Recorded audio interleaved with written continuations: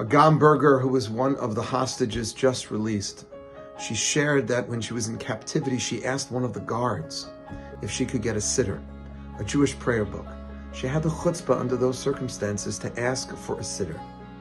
And of course, the guard watching her laughed and just walked away. But then 2 days later, as she reported, he came back with a siddur. And she said that he said, "Your God must truly love you, because look what I found.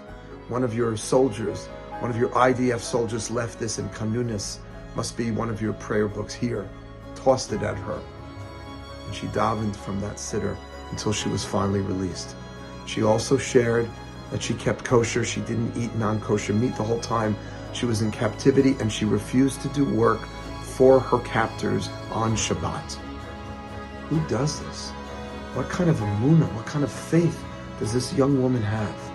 And I was interviewing today one of my great heroes, Nachshon Sharansky, who himself stood up to anti-Semites in his time in the former Soviet Union.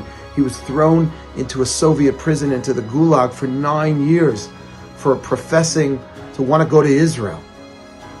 And he too stood up to them, expressing incredible emunah and faith, reminiscent of this week's Parsha, when the Jewish people are being chased by one side by the Egyptians and the sea of reeds is on the other, and they're all starting to freak out, but one Jew steps forward.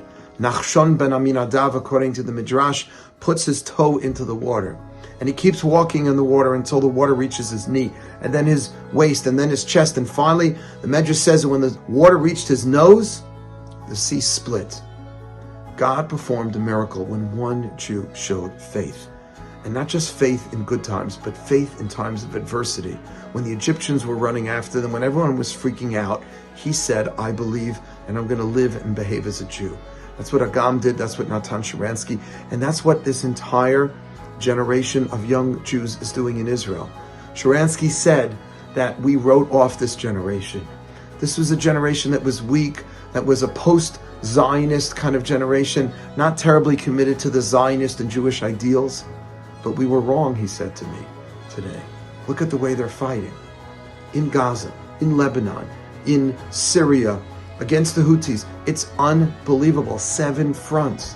And it's happening with young Jewish people who have extraordinary amounts of bitachon, of trust and of emunah, reminiscent of Nachshon ben Aminadav.